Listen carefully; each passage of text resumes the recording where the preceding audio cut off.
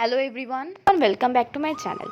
এই পুজোটা অনেকদিন আগেই হয়েছিল, কিন্তু নানান ব্যস্ততার কারণে আমার এই ব্লগটা আর কিছুতেই বানানো হচ্ছিল না। এই পরীক্ষা, এই তো নয় নাচের প্র্যাকটিস, সামনে দুর্গাপুজো চলে আসছে, তো এই সকল বিষয় নিয়ে ব্লগটা বানাতে একটু লেটই হয়ে গেল। তো প্রথমে শুরু হলো আমার আলপনা আঁকা দিয়ে আর দিদার আলপনা আঁকা দিয়ে। সকালবেলা ঘুম থেকে ওঠেই, তখন আমার স্নান হয়নি, তখন দিদাই একটুখানি কাজটা এগিয়ে নিচ্ছিল আলপনা এঁকে।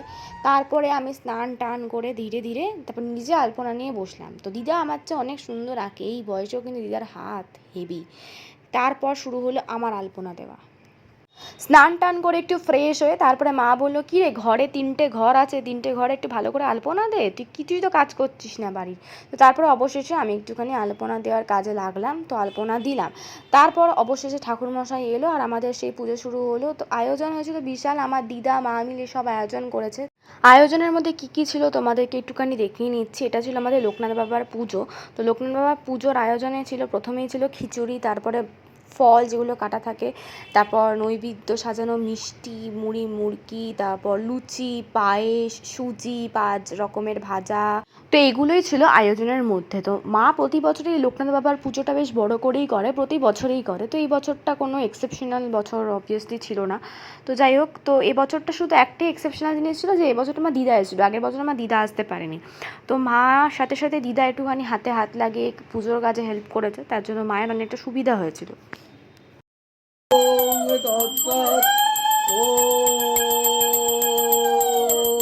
একদিকে মা পুজোর কাজে ব্যস্ত, মানে পুজোর আয়োজনে ব্যস্ত, আর একদিকে দিদা ছিল শাঁখ বাজানোর দায়িত্বে। কাউকে তো একটা শাঁখ কাঁসর ঘণ্টা বাজাতে হবে নাকি।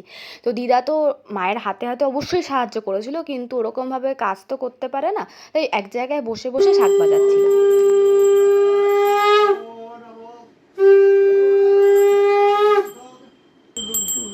এরপরে শুরু হলো লোকনাথ বাবাকে স্নান করানোর পর্ব।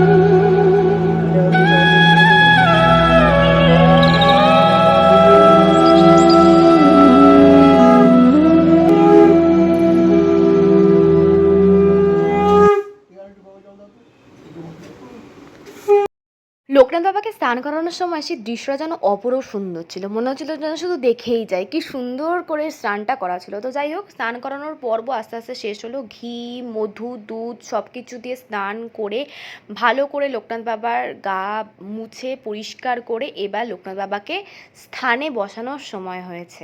তো এবার উনি নতুন জামা কাপড় পরছে। আমরা যেমন নতুন জামা কাপড় পরি, তো ঠাকুরই বা কেন নতুন জামা কাপড় পরতে বাদ যাবে, তাই না?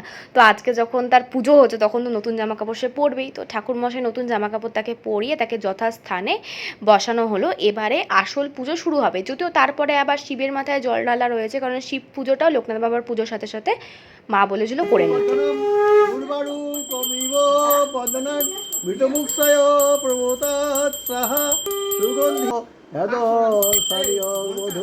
ओम नमो शिवाय नमः। तेरे सामने है झुका मेरे सर पे हाथ रख तेरा। नमो नमो शंकरा भोलेनाथ शंकरा लोकनाथ शंभो शिवाय शंकरा। नमो नमो शंकरा भोलेनाथ शंकरा शुक्लदेव हे महेश्वरा।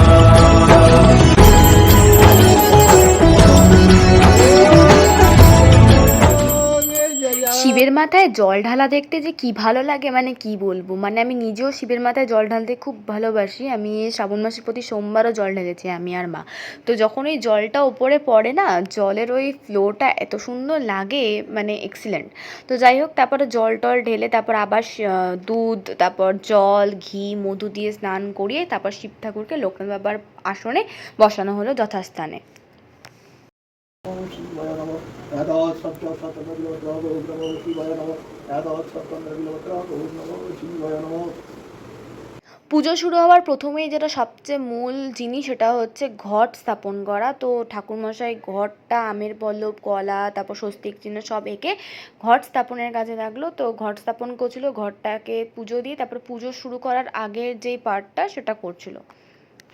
ওটা হচ্ছে গৌরী দেবী, মা গৌরী। আমাদের লোকনাথ বাবার গায়ে সবসময় এই মালাগুলো থাকে, তাই এই নতুন ড্রেস পরানোর পরে মা বলল যে নতুন ড্রেস যখন পরেছে তাহলে আরেকটুখানি সাজিয়ে দিন ঠাকুরমশাই। তাই আবার গলায় মালা দিয়ে, ফুলের মালা দিয়ে, সব কিছু দিয়ে আবার লোকনাথ বাবাকে সাজিয়ে দেওয়া হলো। লোকনাথ বাবাকে এই পুঁথির মালাগুলো আমাদের প্রতিদিনই পরানো থাকে। পুজোর সময় নতুন এই ফুলের মালাটা দিয়ে সাজানো হলো, আর অ্যাজ ইউজুয়াল যেরকমভাবে পুঁথির মালাগুলো দেওয়া হয় তো ওরকমভাবে দিয়ে তারপর অবশেষে শুরু হলো পুজো।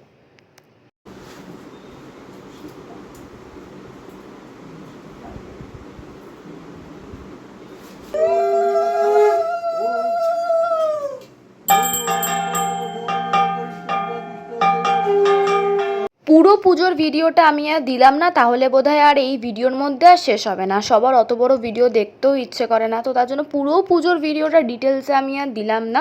তো পুজোতে কী কী হলো আমি জাস্ট সেগুলি শর্টে করে একটুখানি দিলাম। তো যাই হোক, তারপরে লোকনাথ বাবাকে টিপ পরানোর কাজ এগুলো করা হলো। মাঝখানে মাঝখানে কিন্তু পুজোর মন্ত্র চলছিল, সেইগুলো আমি আর রেকর্ড করিনি, আর এখানে এই ভিডিওর মধ্যে সব কিছু হয়তো দেওয়া আর পসিবল হয়নি। তো মাঝে মাঝে পুজোর মন্ত্র চলছিল, আর মন্ত্রর মাঝখানে মাঝখানে এই বাকি কাজগুলো হচ্ছিল। মাঝখানে আবার ঠাকুরমশাই রঙ্গোলি খুলে রঙ্গোলি দিয়ে আবার সুন্দর করে জায়গাটাকে সাজিয়েছিল ওই ঘটের চারিপাশে সবুজ, লাল, নীল বিভিন্ন রঙের রঙ্গোলি দিয়ে আর কি। বাড়িগুলো বেশ সুন্দর তো।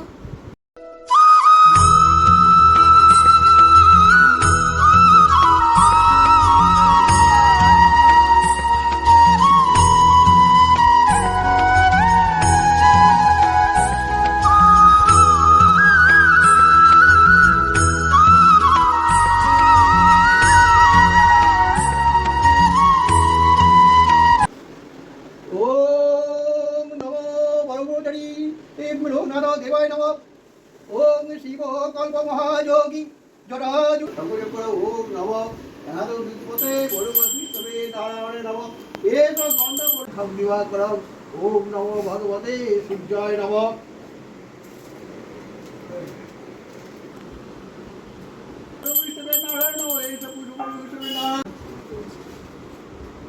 কারো তুমি ঘরে রাখতেই না।